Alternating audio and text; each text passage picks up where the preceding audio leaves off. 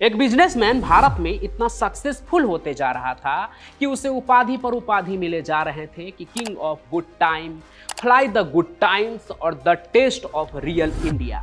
ये सब इसलिए क्योंकि उसके पास एयरलाइन कंपनी से लेकर शराब का समुंदर था, समझ लीजिए। और तो और उसके पास आईपीएल की टीम और फार्मूला 1 की भी टीम थी। उसकी रात पार्टी के साथ खत्म होकर अगली सुबह फिर से शराब के साथ ही शुरू होती थी। बड़े बड़े लोगों के साथ उसका उठना बैठना था और कई मॉडल्स के बीच में घिरे रहना ही उसकी पहचान थी। लेकिन ये जिंदगी उसकी अपनी नहीं, भाड़े की थी, जो भारत के लगभग 15 बैंक से लिए 9,000 करोड़ के लोन पर चल रही थी। और जब बारी लोन चुकाने की आई तो वो फरार हो गया।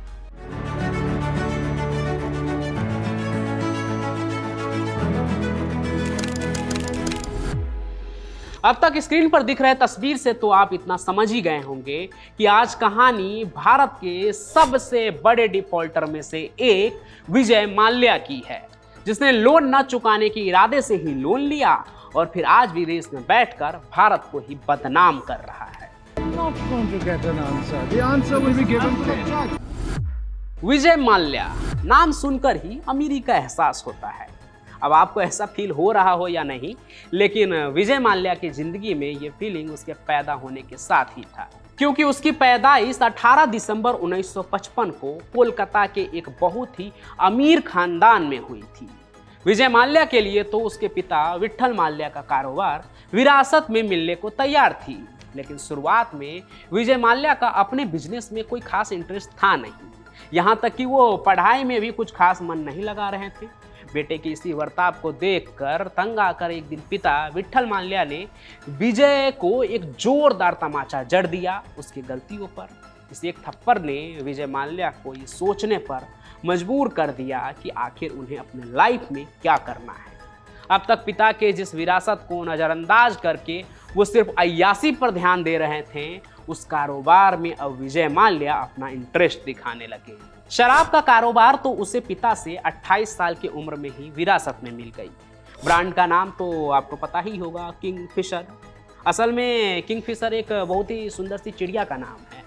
खैर, विजय को पिता से किंगफिशर लिकर का जो कारोबार है वो मिला, तो उस कारोबार को वो एकदम बड़ा करना शुरू कर देता है। टीवी अखबारों में किंगफिशर बियर के विज्ञापन आने लगे। उन्होंने शराब के कारोबार को एकदम कॉरपोरेट रूप से आगे बढ़ाया। विजय माल्या ने साल 1978 में किंगफिशर प्रीमियम नाम से बियर सेल की शुरुआत की। बियर बिजनेस के प्रचार के लिए ही किंगफिशर कैलेंडर की शुरुआत की गई, जिसके फोटो शूट के लिए आप समझ लीजिए कि मॉडल्स की लाइन लगी रहती थी। इसके बाद विजय माल्या ने आईपीएल की टीम भी खरीद ली और फिर किंगफिशर एयरलाइन भी शुरू किया। और ये सब इसलिए ताकि कि उनका जो मेन धंधा था किंगफिशर बियर का, उसकी मार्केटिंग एक बड़े लेवल पर हो सके, कि अगर लोग बियर पिए तो सिर्फ किंगफिशर ही। सिर्फ और सिर्फ किंगफिशर के प्रचार के लिए उन्होंने आईपीएल में आरसीबी की टीम के अलावा फार्मूला 1 की टीम फोर्स इंडिया भी खरीद ली। ये एक तरह का रेसिंग लीग होता है, काफ़ी महंगा लीग होता है ये। इस तरह की जो कार होती है उसकी फ़ोटो आपने कभी ना कभी ज़रूर देखी होगी। और यहीं से king of good times Vijay Mallya के बुरे वक्त की शुरुआत हो जाती है। कैसे, वो भी आगे देखिए। देखिए, एक तरफ जहां किंगफिशर का एड लोगों के जुबान पर चढ़ रहा था, धोनी से लेकर विराट कोहली और क्रिस गेल तक जहां ऊला लाला एओ धुन पर थिरक रहे थे, उसी वक्त विजय माल्या की एक गलती उस पर भारी पड़ जाती है। देखिए, ये जो माल्या था वो सिर्फ बिजनेसमैन नहीं था, बल्कि लोगों के लिए एक सेंसेशन था। उसकी पार्टी हो या फोटोशूट, हर जगह उसका रंगीन मिजाज और उसका बेहिसाब पैसा लुटाना चर्चे में रहता था। अब गुटखा कंपनी वाले भले ही अपने गुटखा को खाते हुए न दिखे, लेकिन विजय माल्या बिना शराब के ग्लास के शायद ही कभी दिखता था। अपने उसी ब्रांड को प्रमोट करने के लिए एयरलाइन ऑपरेशन के धंधे में वो आया था। इन्वेस्टमेंट तो वो खुलकर करता ही था। इसी बीच माल्या एयर डेक्कन को भी खरीद लेता है। एयर डेक्कन के इस मर्जर के साथ 71 एयरक्राफ्ट की फ्लीट और उसके 30% पैसेंजर तो उसके हिस्से में आए। लेकिन इस बिजनेस को लेकर माल्या का अपना जो प्लान था वो आगे गलत साबित हो जाता है। विजय माल्या को उम्मीद था कि एयर डेक्कन के जो कस्टमर थे वो आगे चलकर किंगफिशर के साथ जुड़ जाएंगे, उनके तरफ रुख करेंगे। अब एयर डेक्कन उनसे मिल गया है तो वो किंगफिशर से ही फ्लाई करेंगे, लेकिन उनका यही अनुमान आगे जाके गलत साबित हुआ। कस्टमर किंगफिशर्स की लग्जरी सफ़र करने के बजाय दूसरी लो कॉस्ट एयरलाइंस की ओर जाना शुरू कर देते हैं। इससे होता ये है कि उनकी बियर्स तो बिक रही थी, लेकिन उसे प्रचार करने के लिए ये जो महंगा बिजनेस उन्होंने शुरू किया था उसकी फ़्लाइट कैंसिल हो रही थी। इस वजह से साल 2011 में ही किंगफिशर के पतन की शुरुआत होने लगती है। एयरलाइंस लगातार घाटे में चलने लगा। सिर्फ 3 सालों में ही 1000 करोड़ का नुकसान हो गया।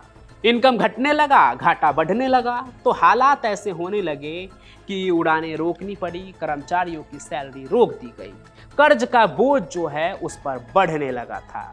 माल्या कर्ज को कम करने के लिए मार्केट से फंड भी नहीं उठा पा रहा था। लेकिन दूसरे तरफ आपको ये जानकर हैरानी होगी कि इससे माल्या के पार्टियों, उसकी लाइफस्टाइल पर कोई फर्क नहीं पड़ता है। अब भी माल्या अपने रंगीन मिजाज के साथ मॉडल के बीच में घिरा होता था। उसके पार्टी में लाखों रुपए की शराब की बोतलें खुल रही थी।